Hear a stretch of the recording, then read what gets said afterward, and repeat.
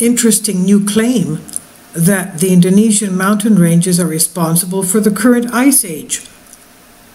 We're talking about, for example, the recent eruption of the child of Krakatoa, Anak Krakatoa, which is still an ongoing eruption. More videos on this today, upcoming. This is on What's Up With That by Eric Worrall. Anak Krakatoa emerged from the ocean half a century after Krakatoa's deadly 1883 eruption.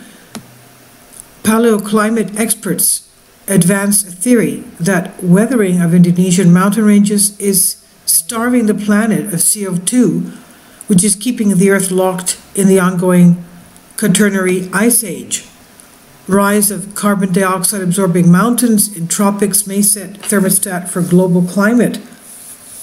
Paul Vossen, December 28 article. He says, hate the cold, blame Indonesia.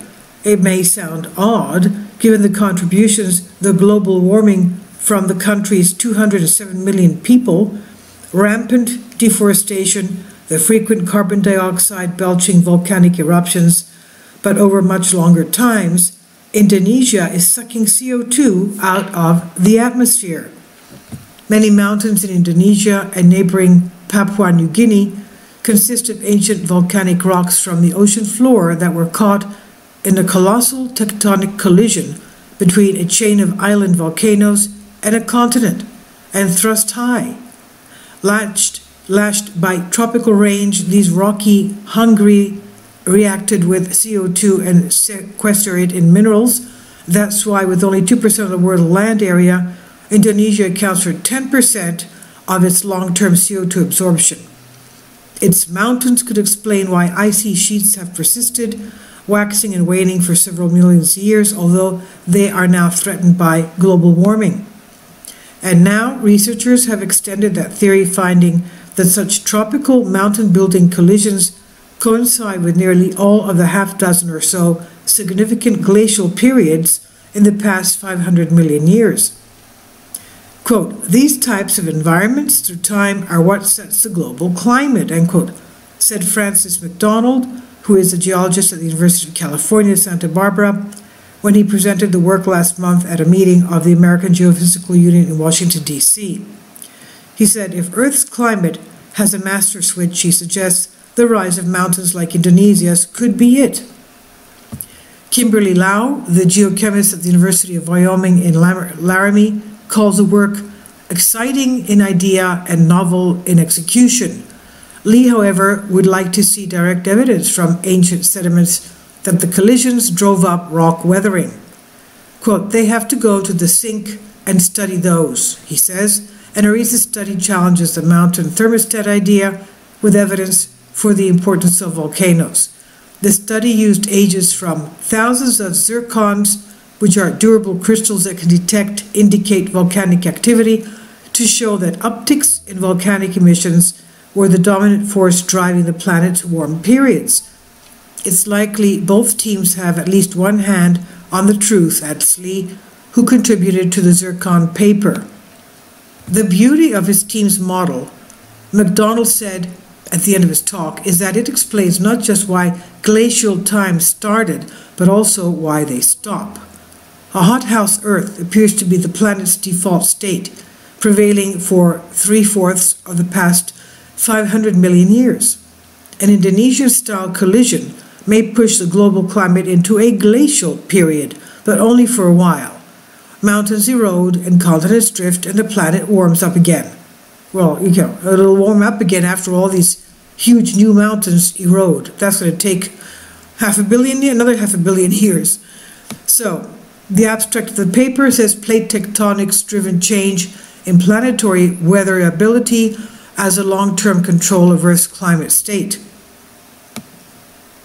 Long-term changes in Earth's climate resulting in shifts between prolonged non-glacial and glacial intervals are widely considered to result from plate tectonics processes. However, the primary tectonic drivers for long-term climate variability remain unclear. On geological timescales, CO2 is emitted primarily by volcanism and consumed primarily by the chemical weathering of silicate rocks. Prolonged imbalances between sources and sinks would catastrophically manifest in either the onset of a snowball Earth or a runaway greenhouse. The relative clemency of Phanerozoic climate requires that CO2 sinks scales with sources, which can be explained through the silicate weathering feedback, where elevated CO2 leads to higher temperatures and invigorated hydrological cycles that enhances chemical weathering and vice versa. Given that CO2 resources and sinks must equal on long time scales, what sets steady-state CO2 levels on Earth at a given time? And what determines whether Earth is in a glacial or non-glacial climate state? The concept of global weatherability is a useful framework to address these questions. On a more weatherable planet, the CO2 concentration needed for the sink to equal the source is lower than on a less weatherable planet, where CO2 increases until high enough levels are reached to the climate weathering flux to be sufficiently large. Global weatherability is a product of variables such as lithology, tectonic uplift rates, and paleolatitude, which are set by evolving plate tectonic boundary conditions. And in this contribution, we evaluate long-term changes in paleogeography and mountain building and their connections to Phanerozoic climate. We seek to test the hypothesis that ocean basin closure, arc-continent collision, and ophiolite exhumation exert a major control on Earth's climate state by enhancing global weatherability.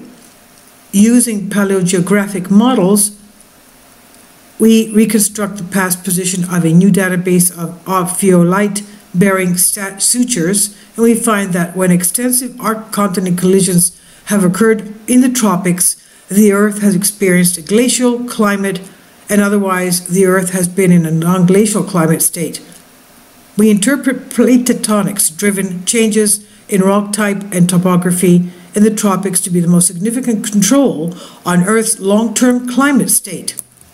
Despite the ongoing alarm about anthropogenic global warming, the reality is that in paleoclimate terms, the Earth is currently experiencing a very cold climate, with vast areas of the planet rendered uninhabitable by permanent ice sheets and the constant ongoing threat that further cooling and glaciation could drive us out of regions we currently inhabit. The following quote from Wikipedia puts the cold of our current Quaternary Ice Age into perspective. The current, or Quaternary Ice Age, is the last of 5 known major glacial periods, or ice ages, during Earth's history. The preceding ones being the Karoo Ice Age, 360 to 260 million, Andean Sahara, 450 to 420 million, Cryogenian, 720 to 635 million, and Huronian, over 2.5 billion years ago. This is from Wikipedia, Quaternary glaciation, and it's on What's Up With That. I'll leave a link below for you for this. This is very interesting. So in conclusion, the increased CO2 is due to the uptick in volcanic eruptions. Wonderful.